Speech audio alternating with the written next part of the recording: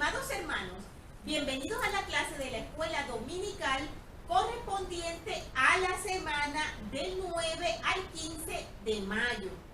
Nuestra clase se titula No seáis rebeldes contra Jehová ni temáis.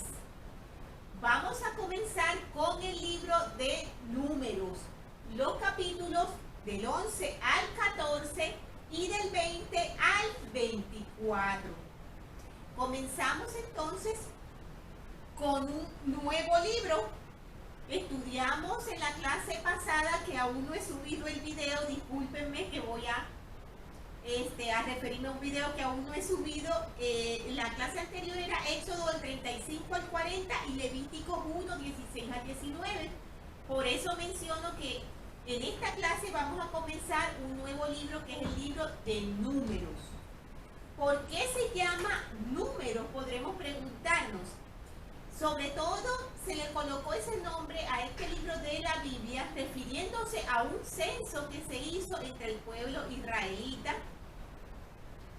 y se le colocó este nombre al libro, aunque no haga demasiada referencia a lo que es en sí las historias que se tratan en el libro de Números, que son bastante importantes, hermanos. Son historias que nos enseñan muchísimo y que, aunque nos asombre, porque como he dicho en otras clases, a veces vemos lo que ocurre en estos relatos del Antiguo Testamento y con gran determinación decimos: pues esta gente está loca, ¿cómo han hecho eso? ¿Cómo es posible que se olviden del Señor? Es lamentable, hermanos, que también hoy en día nos olvidemos del Señor y seamos tan desobedientes como lo era ese pueblo en esa época. En esta lección, hermanos, vamos a estudiar algunos aspectos bien importantes. Uno es que hablar contra su profeta ofende al Señor. Moisés era muy manso. Con fe en el Señor podemos tener esperanza en el futuro. Y si acudimos a Jesucristo con fe, Él nos puede sanar espiritualmente. Vamos a comenzar entonces, hermanos, a estudiar estos relatos que tenemos en el libro de Números. No podemos abarcar absolutamente todos los versículos, como siempre menciono, ni todos los capítulos. Vemos que comenzamos en el 11, porque cada lección pues lleva su respectiva enseñanza y pues sería imposible estudiar cada capítulo con detenimiento en una clase. Entonces, vamos a iniciar con el capítulo 11, que nos dice en el cabecero del capítulo. A mí siempre me gusta leerlo porque es como un resumen de todo el capítulo, y como no podemos abarcar cada versículo, así ya tenemos un conocimiento general de lo que abarca ese capítulo. Entonces nos dice: fuego de Jehová consume a los rebeldes de Israel. Israel murmura y ansía comer carne en vez de maná. Moisés se queja de no poder llevar la carga solo.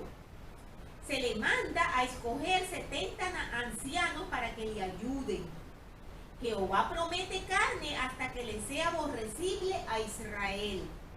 Se escoge a los 70 ancianos. Ellos profetizan. Jehová desciende. Eldad y Medad profetizan en el campamento. Se proveen codornices a Israel. Israel codicia. Sigue una gran plaga y muchos mueren. Como hemos mencionado, hermanos, hay historias muy fuertes aquí en el Antiguo Testamento de las cuales podemos aprender mucho. Y ahora empezaremos a relatar algunas de ellas. Dice: y aconteció que el pueblo se quejó a oídos de Jehová, y lo oyó Jehová, y se enardeció su ira, y se encendió entre ellos fuego de Jehová, y consumió un extremo del campamento. Entonces el pueblo clamó a Moisés y Moisés oró a Jehová y se extinguió el fuego. Hemos visto, hermanos, desde que comenzamos a estudiar el Antiguo Testamento, refiriéndonos únicamente al Antiguo Testamento porque es lo que hemos estudiado, pero sabemos que esta rebeldía se da siempre. En particular, el pueblo de Israel fue sacado de una manera milagrosa, de una manera prodigiosa y prácticamente imposible ante los ojos de cualquier mortal. Fueron sacados de Egipto. Recordemos todos esos acontecimientos maravillosos donde el Señor les permitió ver su poder, cuando dividió el Mar Rojo, cuando puso esa maravillosa columna delante de ellos para guiarlos. Pues constantemente hemos mencionado la rebeldía del pueblo de Israel y cómo se quejan de cada cosa que ocurre, que sea contraria a sus deseos o que vaya en contra de la comodidad que ellos les gustaría tener. Y entonces constantemente ellos retroceden en su mente y en su corazón hacia Egipto, reclamando siempre todas aquellas cosas que disfrutaban en Egipto y que ahora que están en el desierto no pueden disfrutar. Realmente, hermanos, yo pienso que es fácil entender por qué nuestro Padre Celestial estaba tan enojado con ellos. ¿Por qué el Señor se encendía en ira? Porque estaban empeñados en mirar hacia atrás. Siempre cuando pienso en ese aspecto, siempre recuerdo las palabras del Señor cuando dice que aquel que lleva el arado, que mira para atrás, no es digno del reino de Dios. Y mencionábamos al principio que cuando leemos estos relatos siempre decimos, ¡wow! Pero qué difíciles eran estas personas y qué tercas. ¿Por qué no hacían caso al Señor? ¿Por qué tenían esas actitudes? Y quizás no nos hemos dado cuenta del paralelo que tienen nuestras vidas con esas historias.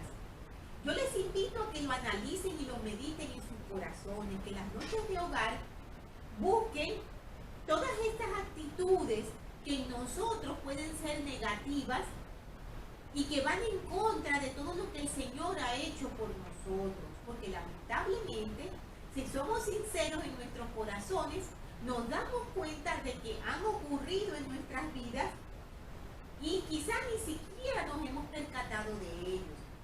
Sobre todo en las dificultades solemos pensar, ahora soy miembro de la iglesia, ¿por qué me ocurren estas cosas? Más vale no hubiera aceptado la iglesia, porque ¿de qué me vale haberla aceptado si ahora estoy sufriendo todos estos percances? O también, antes cuando no era miembro de la iglesia podía hacer esto, aquello, lo otro, y ahora no puedo. Era más feliz o me sentía más cómoda o más cómodo cuando no siendo miembro de la iglesia podía hacer todas estas cosas. Quizás hasta no lleguemos a decir, cuando no era miembro podía hacer esas cosas y ahora no puedo, pero lo decimos en nuestros corazones. Y es exactamente lo mismo. Estamos mirando para atrás después que hemos tomado el arado del Señor. Entonces tenemos que tener mucho cuidado, hermanos. Ciertamente es parte de nuestra debilidad como seres humanos sentirnos mal en las dificultades, flaquear. Todas estas son debilidades humanas. No crean que hoy yo estoy mencionando o estoy diciendo que debemos ser perfectos y que nunca debemos tener estos sentimientos. Debemos esforzarnos por no tenerlos, ciertamente. Pero el Señor sabe que nosotros somos débiles. Por eso necesitamos buscar su fortaleza. Por eso necesitamos estar constantemente en oración. Por eso necesitamos estar firmes en sus caminos, porque Él nos dará la fuerza que necesitamos para superarlo todo. Pero el mirar hacia atrás es mirar hacia el adversario. Y es retroceder en el progreso que nosotros hemos hecho, hermanos. Entonces, continuando con la lectura para ver qué fue lo que ocurrió, el pueblo israelita estaba cansado de comer el maná y clamaban, lloraban y se desesperaban porque decían que ellos querían comer carne. Echaban de menos la alimentación que podían tener en Egipto. Fíjense, sin embargo, parecen no recordar todos los maltratos que sufrían. Se enfocaban solo en los pocos placeres que tenían y decían, ¿quién nos diera a comer carne? Y entonces decían también en el 5, nos acordamos del pescado que comíamos en Egipto, de balde, de los pepinos y de los melones y de los puerros y de las cebollas y de los ajos. Y ahora nuestra alma se seca, pues nada más que maná ven nuestros ojos. Hacen aquí una descripción del maná. Entonces dice en el 10, y oyó Moisés al pueblo que lloraba cada uno en su familia. Y dijo Moisés a Jehová, ¿por qué has hecho mal a tu siervo? ¿Y por qué no he hallado gracia ante tus ojos que has puesto la carga de todo este pueblo sobre mí? Moisés se sentía cansado también, cansado de llevar todo ese pueblo encima de él, de escuchar sus quejas, de luchar contra sus reclamos, de tantas cosas que había tenido que hacer. Tenía Moisés allí un liderazgo bastante difícil, hermanos. Un liderazgo que para él fue difícil, pero también muchas veces nuestros líderes se le presentan numerosas dificultades cuando están en sus llamamientos, y de eso vamos a hablar ahora enseguida, porque me parece que es importante traer esa parte del tema del liderazgo en esta lección. Y entonces menciona en el 13, ¿de dónde conseguiré yo carne para dar a todo este pueblo? Mencionaba Moisés. Porque me lloran diciendo, danos carne para que comamos. No puedo yo solo llevar a todo este pueblo, que me es pesado en demasía. Moisés aquí habla muy fuerte de sus sentimientos. Yo le invito a que los lea, todos los versículos. Entonces en el 16 dice, entonces Jehová dijo a Moisés, reúneme a 70 hombres de entre los ancianos de Israel. ¿Qué nos recuerdan los 70 hombres que se escogieron entre Israel? A los 70 que tenemos ahora, ¿verdad? Dentro de lo que es la organización de nuestra iglesia. De esos maravillosos 70 siervos de Dios que sirven y cubren muchas áreas a nivel del mundo. Entonces dice, Jehová dijo a Moisés, reúneme a 70 hombres de entre los ancianos de Israel, que tú sabes que son ancianos del pueblo y sus principales, y tráelos a la entrada del tabernáculo de reunión, y que esperen allí contigo. Y yo descenderé y hablaré allí contigo, y tomaré del espíritu que está en ti, y lo pondré en ellos. Y llevarán contigo la carga del pueblo, y no la llevarás tú solo.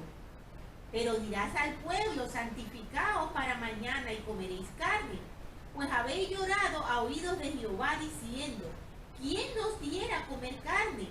Porque mejor nos iba en Egipto. Jehová pues os dará carne y comeréis.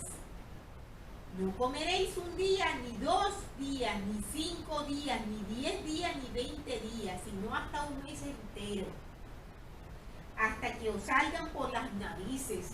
Un poco gracioso ese versículo en el 20 nos dice eso.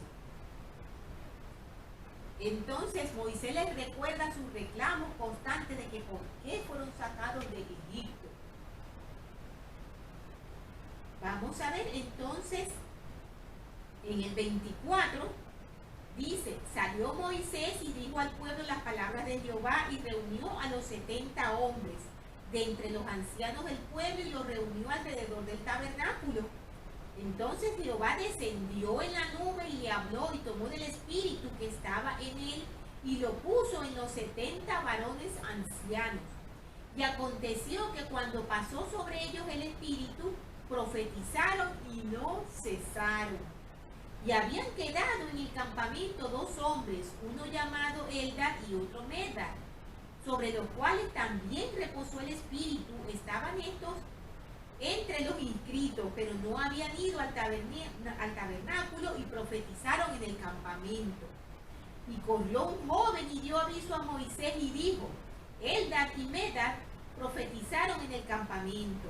Entonces respondió Josué, hijo de Nun, ayudante de Moisés desde su juventud, y dijo: Señor mío Moisés, impídeselo. Y Moisés le respondió: ¿Tienes tú celos por mí? Ojalá que todos los del pueblo de Jehová fuesen profetas, que Jehová pusiera su espíritu sobre ellos. Fíjense, hermanos, la gran humildad y la gran mansedumbre de Moisés. El ejemplo tan grande que es como un líder. Él no tenía celos, como cualquier otro líder podría sentir de ver que los que están a su mando, los que están dentro de su área donde él tiene que organizar, pudieran estar elevados hacia la misma sabiduría, por decirlo de alguna manera, de él. Él no tenía celos de eso, al contrario, él anhelaba que todos pudieran tener ese gozo que él tenía de poder tener esas revelaciones, de poder tener esas visiones, de poder tener esa comunicación con Dios, de poder ser su profeta. Y esto es realmente hermoso y nos habla mucho acerca de cómo es Moisés.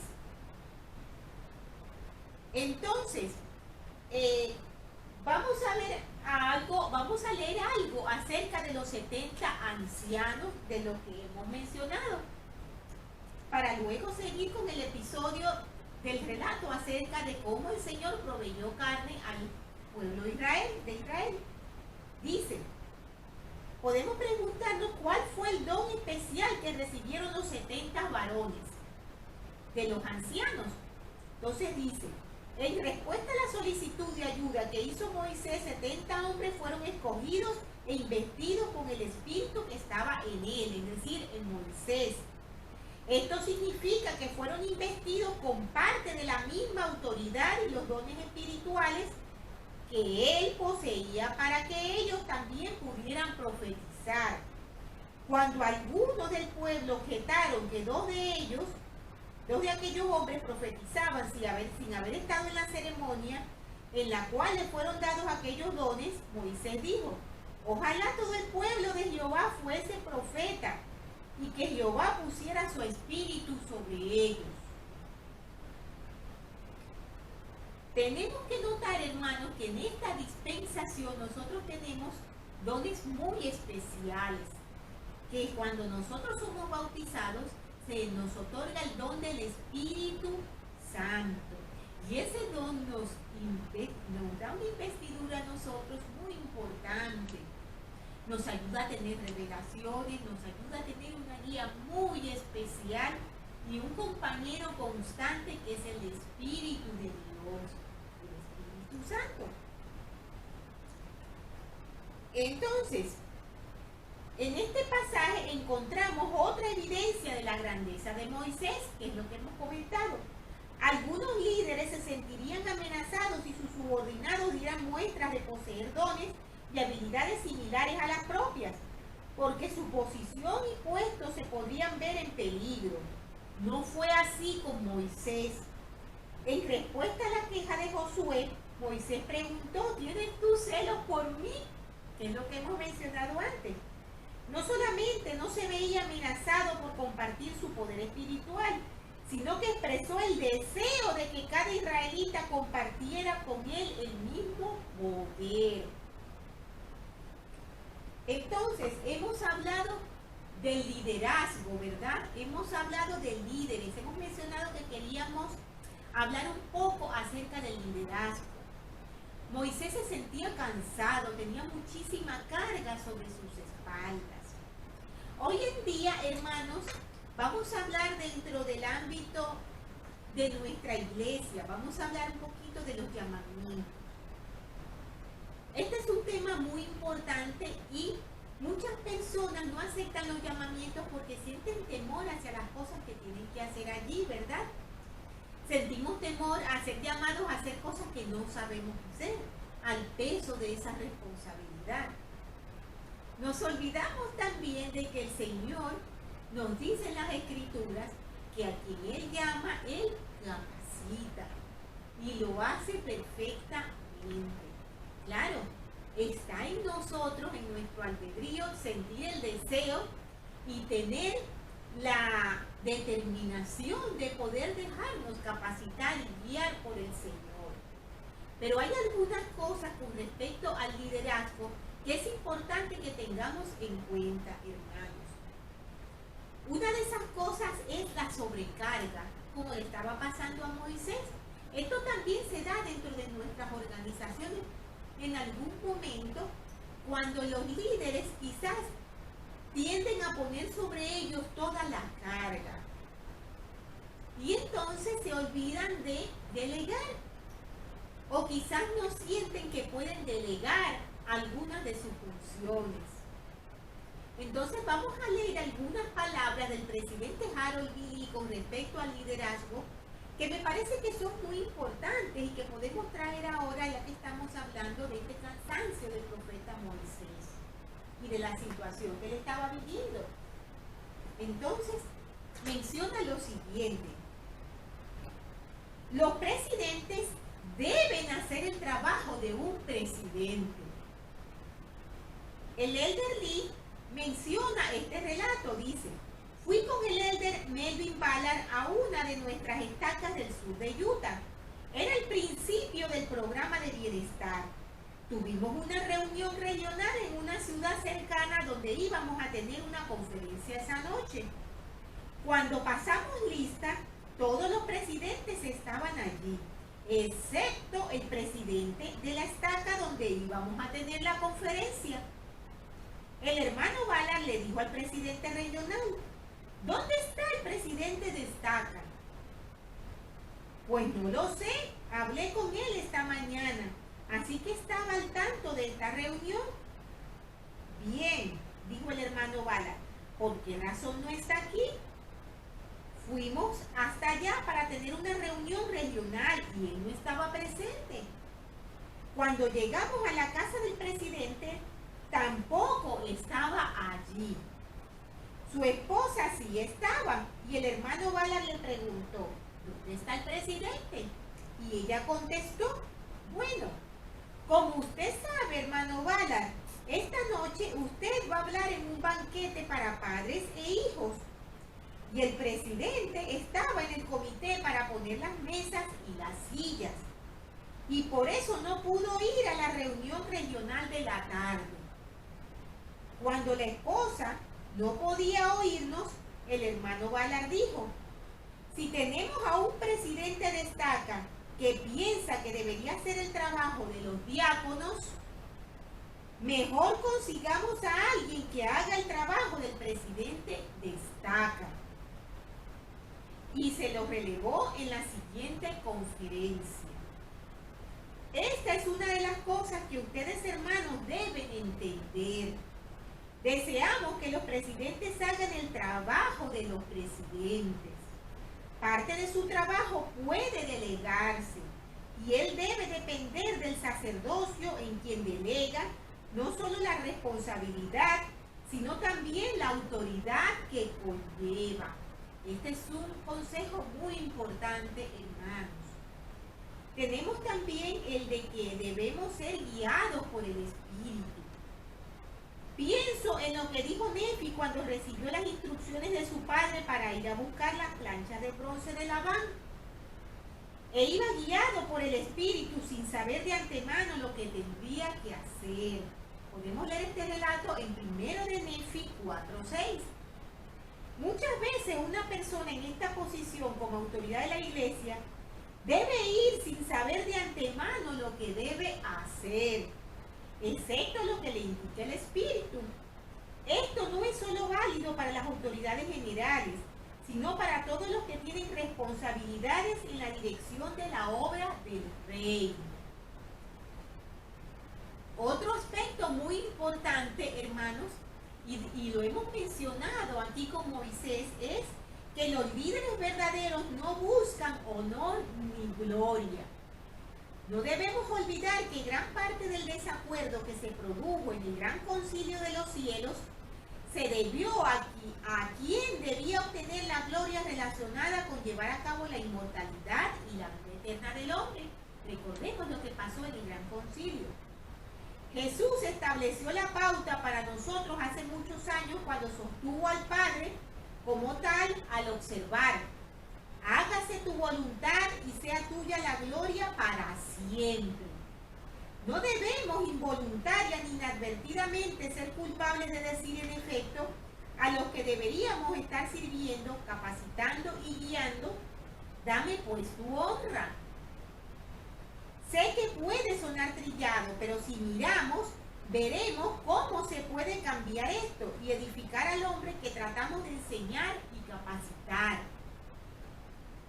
Déjenme recordarles la cita: la cantidad de bien que podemos hacer no tiene fin, si no nos importa quién se lleve el mérito por ello.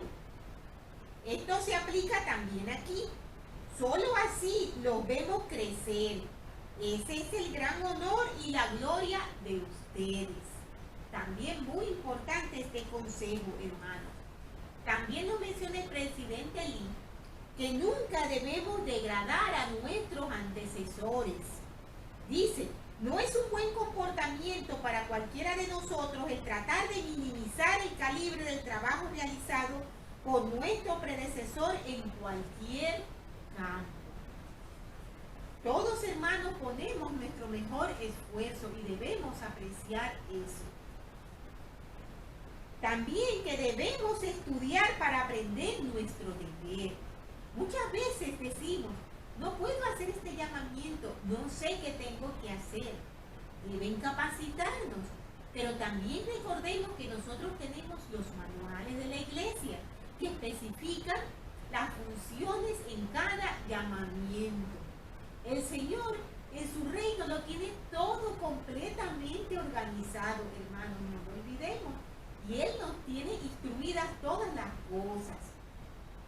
Además de contar, por supuesto, con su guía espiritual. Dice: podemos aprender nuestro deber mediante una revisión constante de los manuales oficiales, los boletines, las publicaciones periódicas y las publicaciones de la iglesia. Alguien dijo: deje que su nombre se convierta en sinónimo de rapidez y eficiencia en la ejecución de cada tarea. Podemos, por supuesto, aprender dando atención constante al estudio de las Escrituras y no solamente a los comentarios acerca de las doctrinas de la iglesia.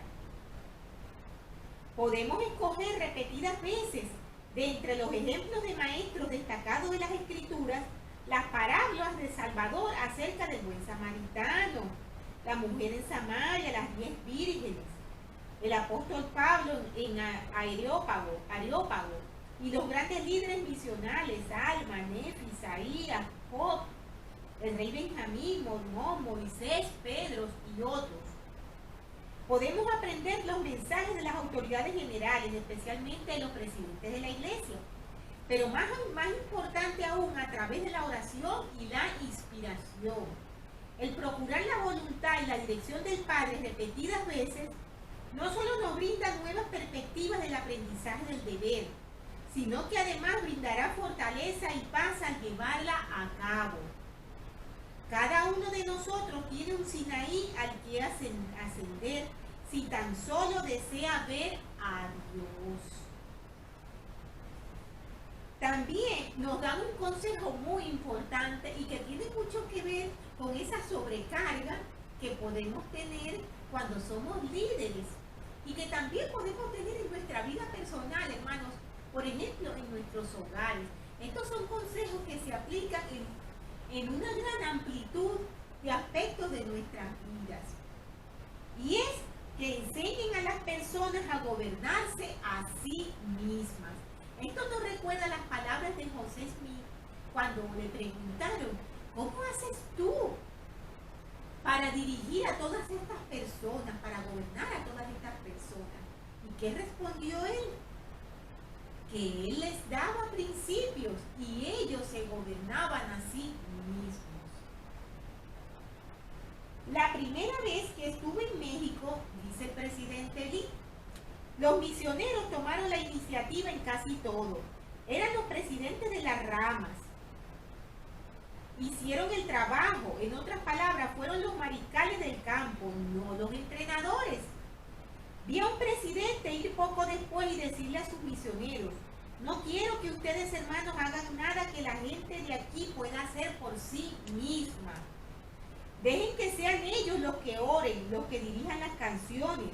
Déjenles hacer todo lo que esté a su alcance. Estén listos para ayudar y enséñenles la manera de hacerlo. Creo que allí yace el secreto del progreso, el asignar responsabilidades y luego enseñar a nuestra gente cómo cumplir con ellas.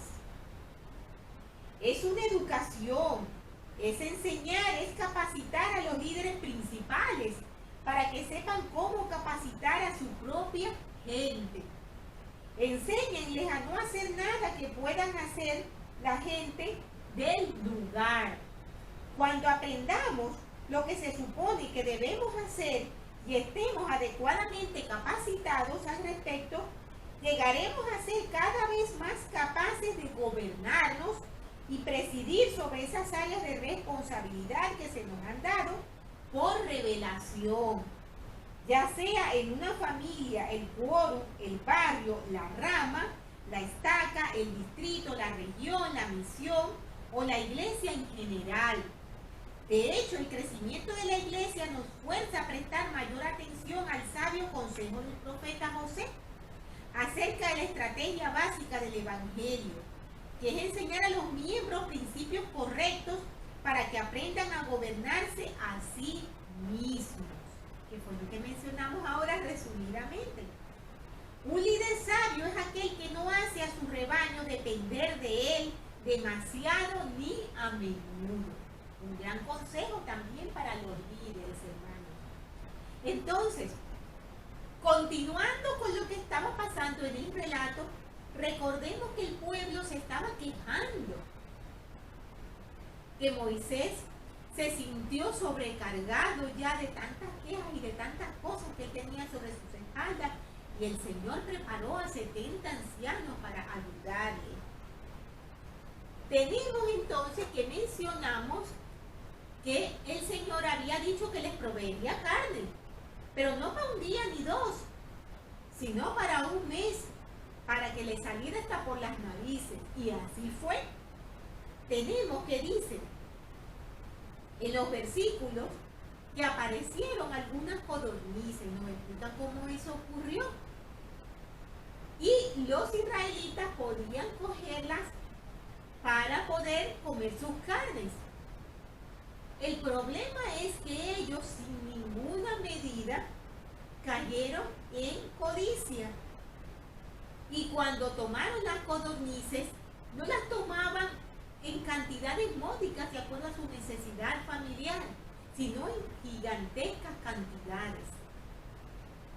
Y sabemos que la codicia no es una buena cualidad y que es algo que el Señor nos ha dicho que no debemos tener, que está dentro de los mandamientos. Entonces dice en el 33, aún estaba la carne entre los dientes de ellos antes de que fuese masticada, cuando la ira de Jehová se encendió contra el pueblo, e hirió Jehová al pueblo con una plaga muy grande.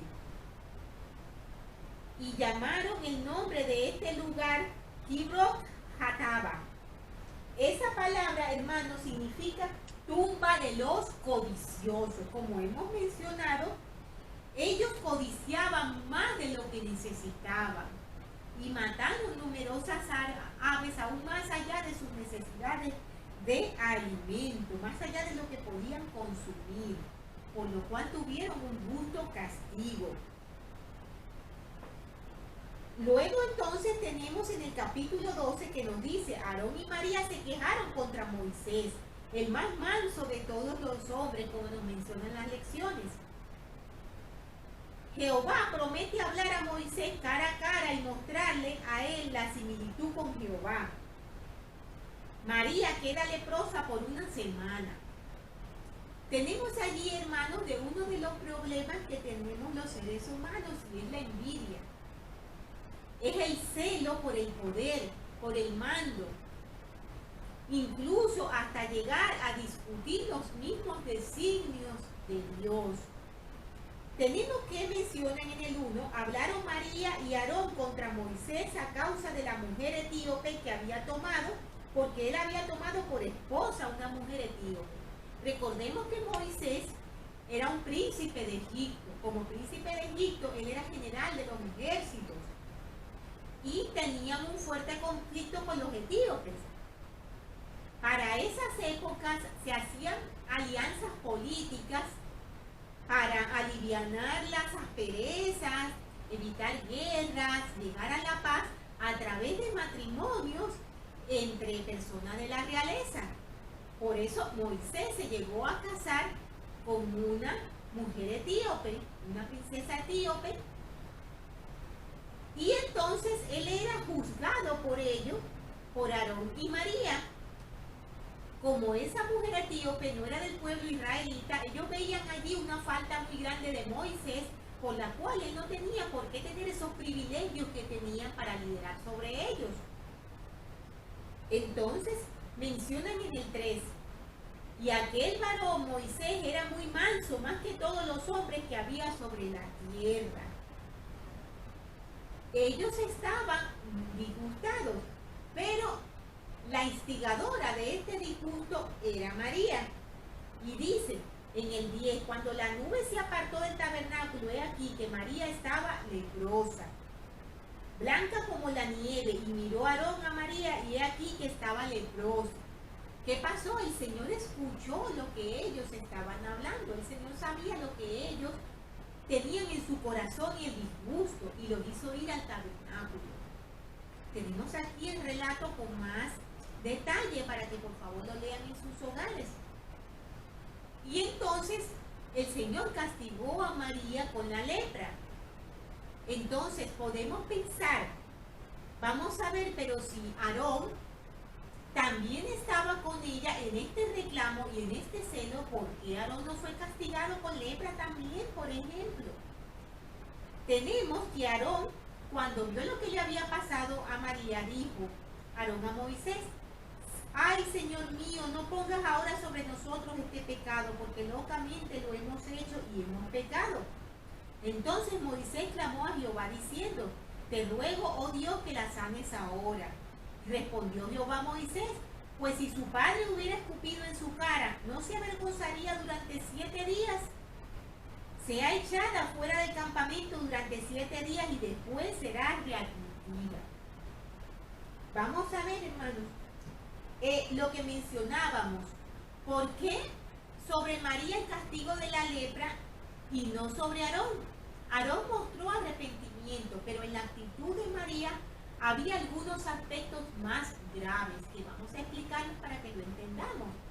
Porque a veces leemos estos relatos y caemos como que en no comprender por qué ocurrieron las cosas. Entonces, los celos que ellos tenían estaban motivados por la posición de Moisés como líder espiritual y profeta de Israel. María fue la instigadora de la rebelión. Dice, hoy en día los miembros de la iglesia caen en trampas semejantes por motivo de que el Señor los bendice con los dones del Espíritu. Creen que son iguales o superiores a quien los preside. Pronto son arrastrados a la apostasía si no se humillan y no se someten a los siervos del Señor llamados a presidir. Aunque el deseo de Moisés hubiera sido otorgado y cada alma de Israel hubiera recibido el don de profecía, Moisés habría sido igualmente el elegido por el Señor para presidir. Aquí surge un interrogante, ¿por qué solamente María fue castigada con la lepra? ¿Por qué? Porque María fue la instigadora del ataque sobre el derecho de presidir que Moisés tenía, de manera que su pecado fue el más grave. Tenemos un aspecto muy grave en la actitud de María, hermanos, que nos ayuda a entender por qué fue castigada, dice. El pecado de María no fue intentar ser como Moisés en términos de los dones espirituales, sino más bien en buscar compartir con él el llamamiento de oficial presidente en el sacerdocio, lo cual iría contra lo que es el orden establecido divinamente por el Señor. Tenemos, hermanos, que aquí nos dicen cosas bien importantes acerca del orden de Dios que se debe seguir. Esto muchas veces cuesta comprenderlo, cuesta asimilarlo, pero tenemos que hacerlo, hermanos. No se trataba de que María fuera inferior a Moisés o Aarón. No se trataba de que por ser mujer ella debía de estar debajo de ellos. No se trataba de que no tuviera los dones espirituales. Se trataba de respetar el orden divinamente establecido, y allí estuvo el pecado más grande que ella cometió al querer tomar el lugar de ellos también. Siendo que la casa del Señor es una casa de orden y todos lo sabemos, hermanos, y nadie está debajo de nadie. Eso es algo que debemos comprender. Allí hablamos entonces de un aspecto muy importante, y es los líderes de la iglesia que nosotros debemos de seguirlo, de seguir el consejo de nuestro profeta. Y como nos dice la lección, hablar contra su profeta ofende al Señor. Entonces nos dice, aceptemos las declaraciones de los profetas, nos recomienda el presidente Harold Billy.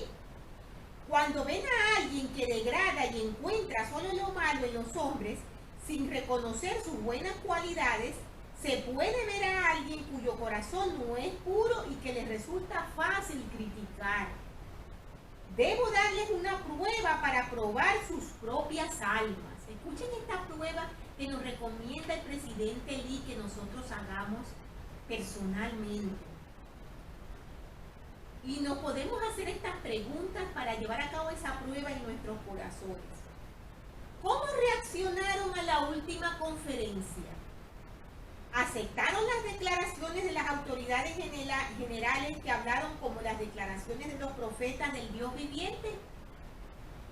¿O convirtieron en un pasatiempo en sus círculos privados o alrededor de su mesa familiar el encontrar defectos y expresar su disgusto del hecho de que se dijo algo sobre la política o acerca del trabajo, y ustedes desearon que las autoridades generales mantuvieran la boca cerrada sobre esto y aquello? ¿Cómo reaccionaron después de la última conferencia? Santos de los últimos días, los hombres que presiden en esta iglesia son solo profetas para quienes los aceptan a ellos y a sus enseñanzas como las profecías del Dios viviente. Es maravilloso vivir en una época en que nos guían los profetas. La época de Moisés, Pablo, Pedro fue una época maravillosa, pero también hubo muchos críticos y muchos que no los recibieron. Recordemos todas estas historias. El maestro dijo que no hay profeta sino honra, el maestro dijo que no hay profeta sin honra, sino en su propia tierra, y entre sus parientes, y en su casa, y pudo haber añadido en su propia época. Marcos 6:4. Hoy día estos son profetas que nos dirigen solo si los aceptamos como tales y aplicamos sus enseñanzas en nuestras vidas. El curso más seguro es escuchar al profeta. La seguridad que hay en esta iglesia reside en escuchar el consejo de sus autoridades. El maestro dijo algo más que no hemos escuchado muy bien cuando declaró: a cualquiera pues que me oye estas palabras y las hace, le compararé a un hombre prudente que edificó su casa sobre la roca. Y descendió la lluvia, y vinieron ríos, y soplaron vientos, y azotaron aquella casa. Pero no cayó, porque estaba fundida sobre la roca. Y a cualquiera que me oye estas palabras y no las hace, le compararé a un hombre insensato que edificó su casa sobre la arena. Y descendió la lluvia, y vinieron ríos, y soplaron vientos, y dieron con ímpetu contra aquella casa. Y cayó, y fue grande su ruina. Mateo 7, del 24 al 27. ¿Qué trataba de decir el maestro? Trataba de presentar una gran verdad, que las tormentas de adversidad que nos probarán con dificultades descenderán sobre cada alma. Todos nosotros, el bueno, el malo, el rico, el pobre, el humilde, el altanero, tendremos las lluvias de la dificultad, las inundaciones del desastre, las pesadas nubes que prueban la fe, los vientos y las ráfagas de la calumnia y la tergiversación. Todos tendrán esas cosas, forma parte de la vida. Los únicos cuyas casas no caerán serán los que las hayan construido sobre la roca. ¿Qué es la roca? Escuchar las palabras de Dios, como proceden de su propia boca o de la boca de sus profetas, hermanos. Entonces, escuchar al profeta del Señor es importante. Me gusta mucho este consejo que nos da el presidente Lee, hermano. Óiganlo con atención porque es sumamente sencillo. Y dice, pongan puntos finales, no signos de interrogación tras las palabras del Señor. El problema que tenemos es que hay demasiado de nosotros poniendo signos de interrogación en vez de puntos finales después de lo que dice el Señor. Quiero que piensen en ello. No debemos tratar de pasar tiempo explicando lo que el Señor no consideró oportuno explicar. Gastamos el tiempo inútilmente. Si quieren enseñar a nuestra gente a poner puntos finales y no signos de interrogación, después de lo que el Señor ha declarado, digamos, me basta saber qué es lo que dijo el Señor. Consejos, hermanos, realmente valiosos para que nosotros podamos tomar estas lecciones con fuerza y podamos enfrentarnos a todas estas debilidades de la duda, de la rebeldía, del desaliento, y pongamos nuestra casa en terreno firme, sobre la roca, como nos recomienda el Señor, y dejemos de un lado esa tendencia a ver al profeta con una lupa y buscar sus defectos, hermanos.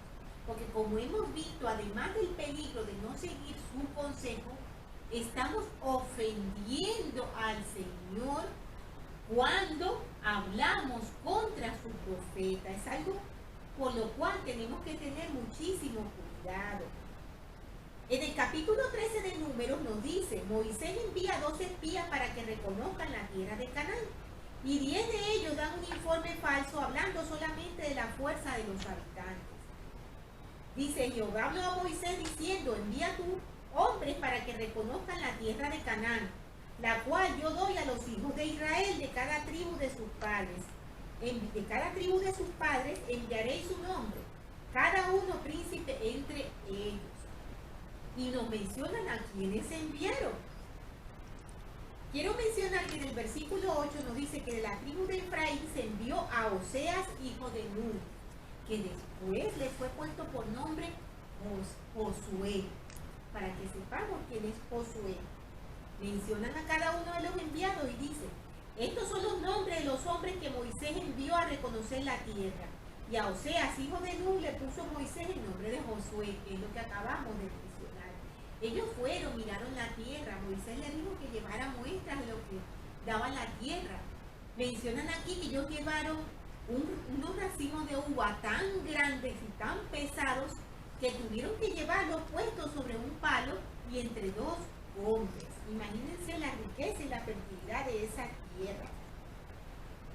¿Qué pasó? Que dice, volvieron de reconocer la tierra al cabo de 40 días Y anduvieron y vinieron a Moisés y a Aarón y a toda la congregación de los hijos de Israel en el desierto de Parán, en Cádiz, y les dijeron el informe a ellos y a toda la congregación, y les mostraron el fruto de la tierra.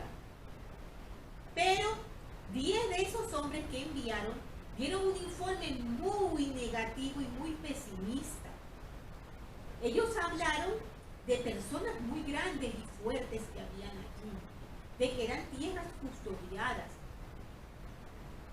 Hablaron de todo lo que eran dificultades y problemas para poder entrar en Canaán.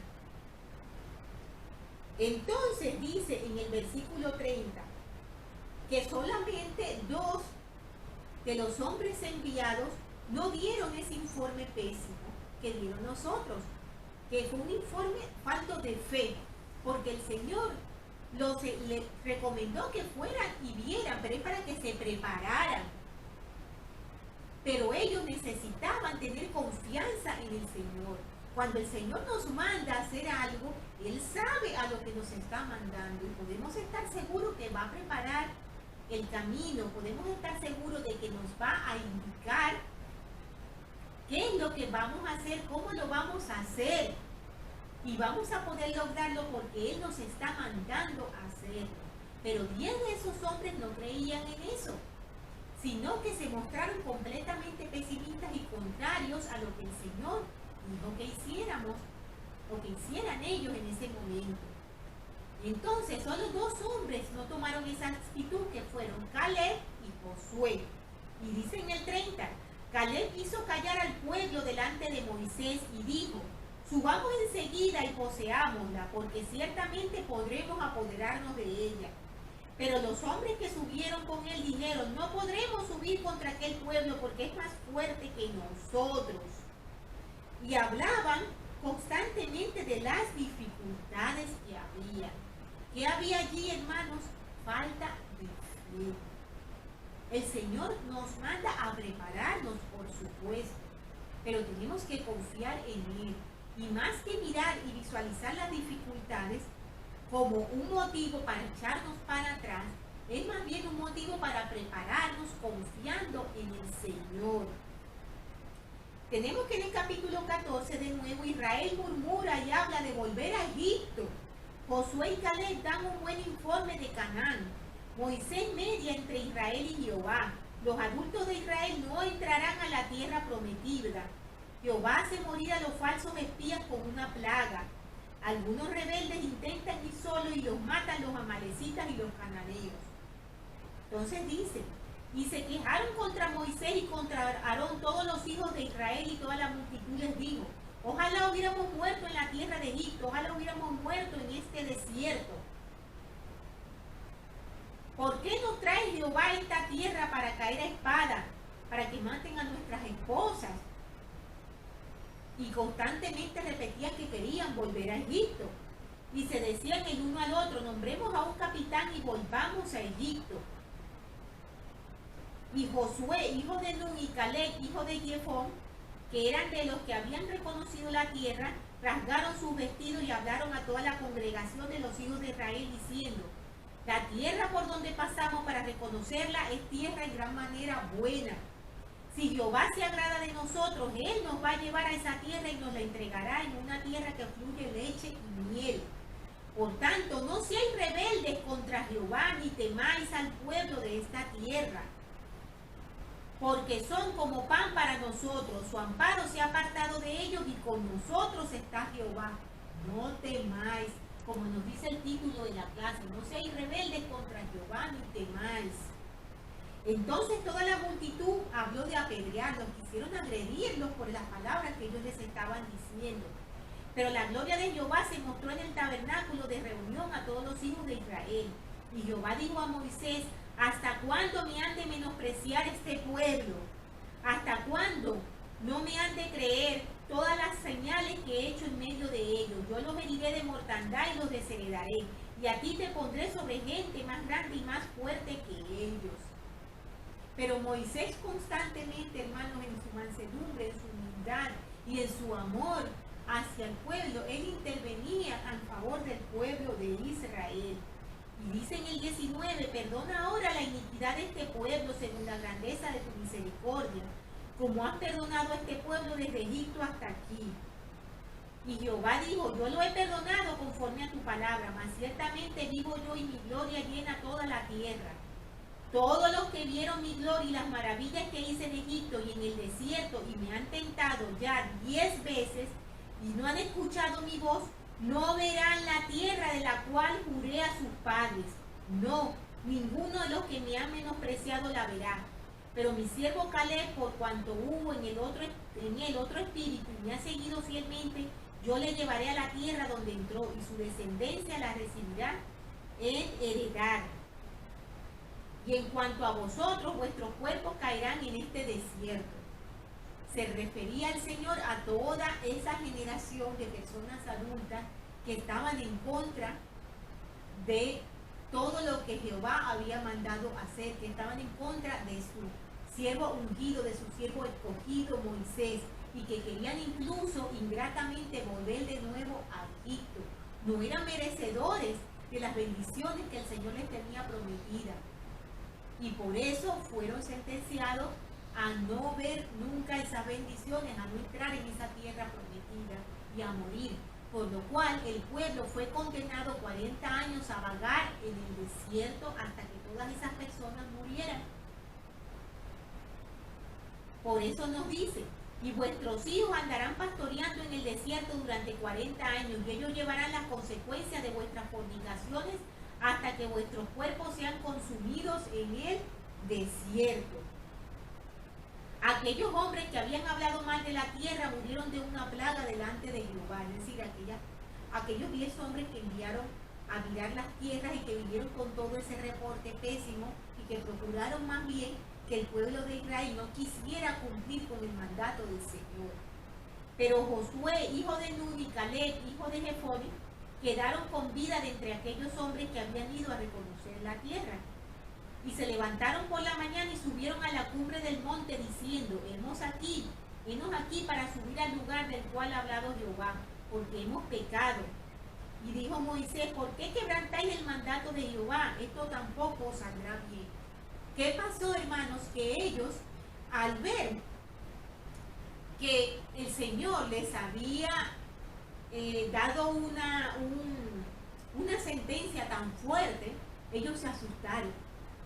Se asustaron y entonces quisieron hacer lo que decía el Señor, pero ¿cómo? A su manera. Moisés les dijo entonces que no lo hicieran porque ya el Señor había retirado de ellos ese mandato, ya el Señor no iba a ir con ellos y por lo tanto iban a ser derrotados, que no lo hicieran. Pero ellos pensaron obstinadamente en hacerlo, en mostrar como una falsa obediencia al Señor, en como decir, no, vamos a hacerlo ahora, así sea nuestra manera, que así, pues el Señor será de agrado para el Señor, y no puede ser así, hermanos. El Señor tiene su orden en sus cosas, el Señor tiene su manera, y no es a nuestra manera, es a la manera de Él. Porque Él prevé las vías para protegernos y para ayudarnos a alcanzar la victoria en todas las pruebas y en todas las dificultades. Pero si nos empeñamos en hacerlo como nosotros queramos y sobre todo cuando nosotros queramos, no vamos a llevar esta guía, esta protección tan especial que nos ofrece nuestro Señor. Y fue lo que ocurrió con ellos. Por eso Moisés les dijo, porque quebrantasteis el mandato de Jehová, esto tampoco os saldrá bien. No subáis porque Jehová no está en medio de vosotros, no sea que seáis heridos delante de vuestros enemigos. Como realmente pasó, como nos decía en el cabecero del capítulo, que nos mencionaba que algunos rebeldes intentaron ir solos y los mataron los amalecitas. Una gran lección para aprender, hermanos. Tenemos allí. Luego, yéndonos ya para los últimos versículos que vamos a estudiar, que están en los capítulos del 20 al 24, tenemos que en el 20 María muere y Moisés golpea una roca en Meriba y sale agua. El rey de Edom rehúsa dejar pasar pacíficamente a Israel por su tierra. Aarón muere y Eleazar se convierte en el sumo sacerdote. Vamos a ver, el pueblo continúa con sus reclamos. Ellos se quejaban de que no había agua, de que todo era muy dificultoso, de que iban a morir de sed. Constantemente ellos iban de nuevo a esa mala actitud de ingratitud hacia el Señor y de querer de nuevo volver a Egipto. Y mencionaba, ¿y por qué nos has hecho subir de Egipto para traernos a este mal lugar? No es lugar de sementera, ni de higueras, ni de viñas, ni de granados, ni aún de agua para beber. Hermanos, démonos cuenta que allí vemos en todos estos reclamos, en todas estas situaciones, la gran cualidad de mansedumbre que tenía Moisés y ese amor tan grande que tenía como líder y siervo del Señor. Cualquier persona en su lugar, pensemos incluso en nosotros mismos, quizás hubiéramos dejado de mediar contra ese pueblo, ¿verdad? Y hubiéramos dicho al Señor, destrúyelos, no tienen remedio. Como cuando el Señor le dijo que lo pondría sobre otro pueblo más fuerte. ¿Y qué hizo Moisés? Él continuó abogando por su pueblo, mostrando ese gran amor, como lo hizo nuestro Salvador Jesucristo, o como lo hace nuestro Salvador Jesucristo, con cada uno de nosotros. Entonces el Señor le dio unas instrucciones a Moisés para que lograran el agua que necesitaban. Y él le habló de ir a un lugar y le dijo que usara su vara y le hablaran a unas rocas, a unas peñas, y él haría que el agua brotara. Y así la congregación pudiera beber y también darle a sus animales.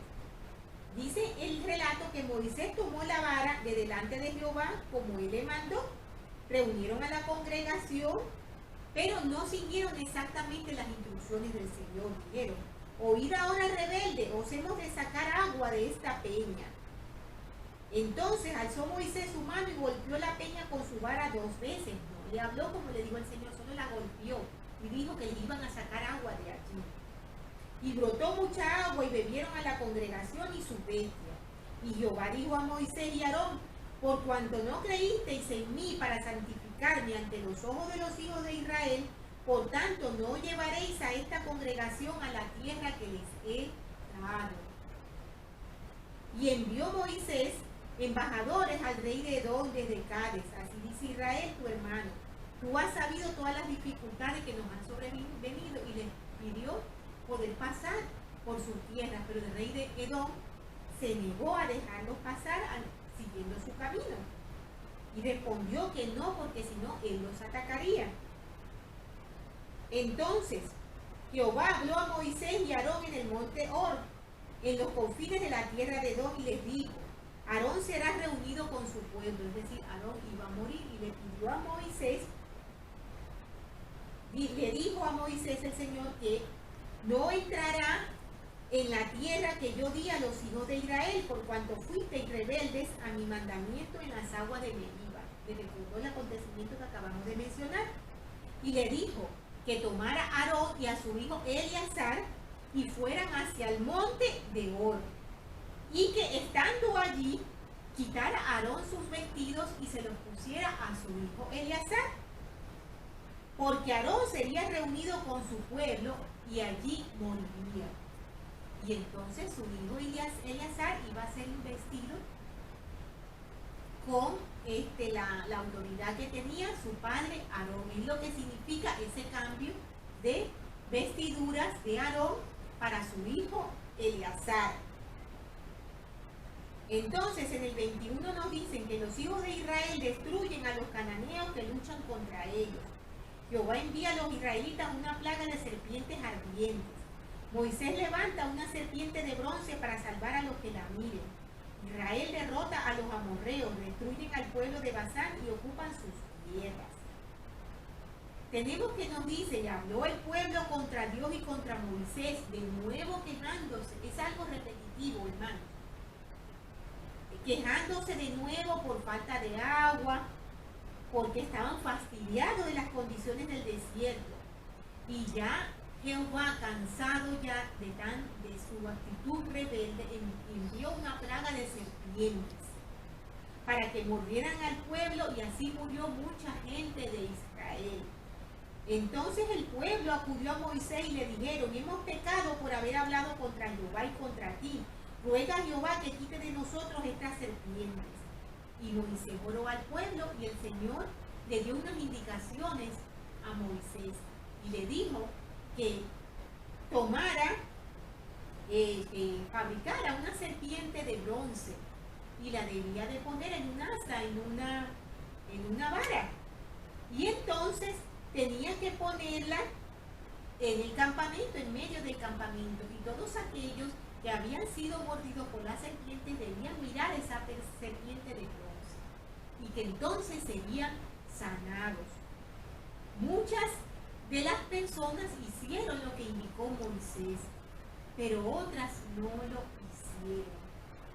Tenemos, hermanos, en este acontecimiento una lección muy fuerte.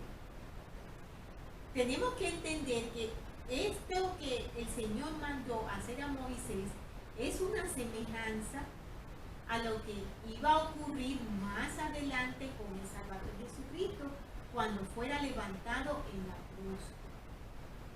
Y significaba lo que nosotros y lo que todos desde el principio del mundo hasta el final tenemos que hacer, y es mirar hacia el Salvador para poder ser salvos. Hemos visto, hermanos, que como hemos mencionado, esa solución que para el caso específico del acontecimiento que estaba ocurriendo entre el pueblo israelita, para ellos resultó algo tan simple que no lo tomaron en serio. Muchas de esas personas no creerían quizás que solo mirando la serpiente iban a sanar, pero se les olvidaba que eso fue una indicación del Señor. Como siempre, faltó la fe en seguir las indicaciones del Señor, por muy sencillas que éstas fueran, y más sencillas que esas no pueden ser. Vemos, hermanos, allí el paralelo con nuestra situación de nuestros días y nuestras vidas. Solo tenemos que mirar al Salvador, solo tenemos que aceptar su invitación: ven y sígueme. Y a veces nos resulta tan difícil, hermanos, y no lo hacemos. No leemos las Escrituras, no aceptamos el consejo de los profetas, no acudimos a la capilla cada domingo, no vamos al templo, no obedecemos los mandamientos, no miramos a la serpiente de bronce como tampoco lo hizo el pueblo israelita. Es una historia, hermanos, cargada de muchas enseñanzas y principios que por ser un material tan extenso no podemos estudiarlo todo aquí como hemos mencionado. Pero debemos tomar en cuenta que, como nos dicen las lecciones que hemos leído antes, con fe en el Señor podemos tener esperanza en el futuro. Cuando Moisés le dijo al pueblo que no fueran hacia Canaán, porque ellos no iban a poder entrar, porque ya no iban acompañados por el Señor, es porque ellos perdieron ya ese privilegio. Nosotros podemos tener esperanza, fe y confianza absoluta cuando estamos en los caminos del Señor, cuando podemos hacer nuestras luchas de la mano del Señor. Si nos apartamos y queremos hacer las cosas a nuestra manera, no es lo mismo, hermano. Entonces, si acudimos a Jesucristo con fe, Él nos puede sanar espiritualmente, como el caso de la serpiente de bronce, de esa semejanza que vimos en esa historia tan fuerte, hermanos.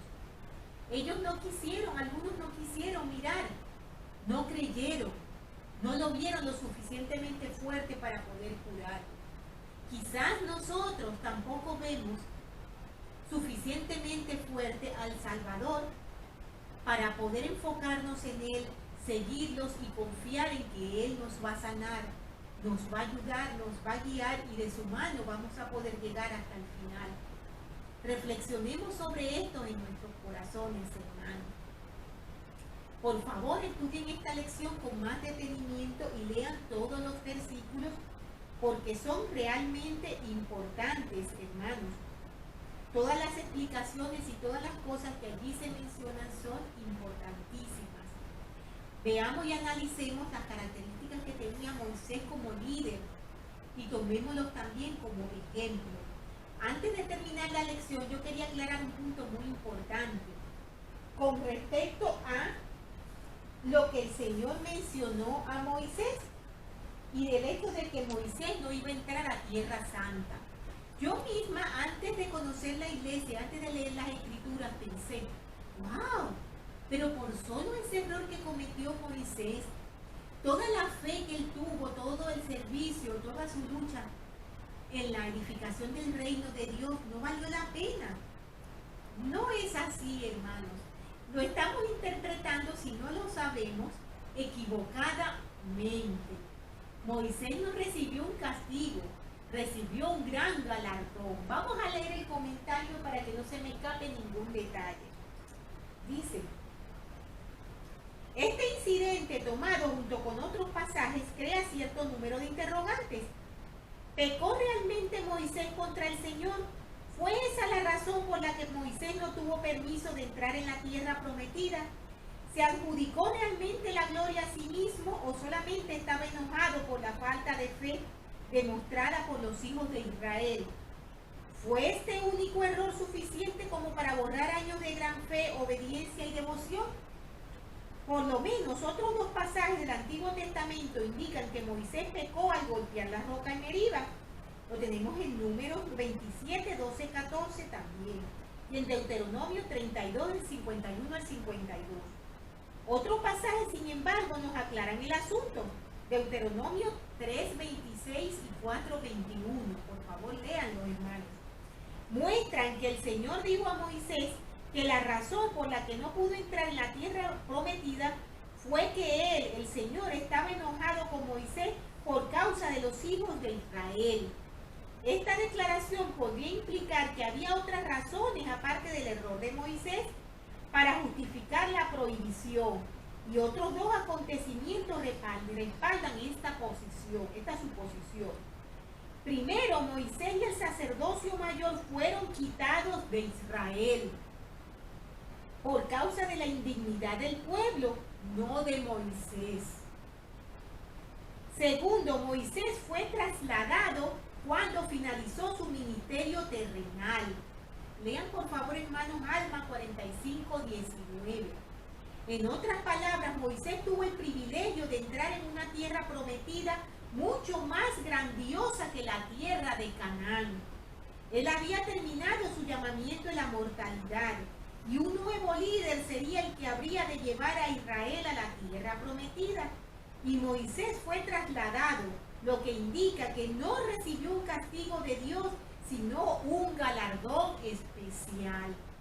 Para que comprendamos bien, hermanos, estos relatos. Por eso es tan importante que leamos, hermanos, y que leamos con espíritu de oración. Podemos estar seguros que el Señor nos ayudará a entender, a comprender si nosotros nos esforzamos en hacerlo. Y si no nos empeñamos solo en buscar lo malo, en solo mirar hacia atrás, en solo criticar, en solo ver la contradicción, no. Iremos entendiendo cuando estemos preparados para entender, hermanos. Poco a poco, como nos dicen siempre nuestros líderes, línea por línea y precepto por precepto nos iremos preparando. Hermanos, yo sé sin ninguna duda que esta es la iglesia verdadera.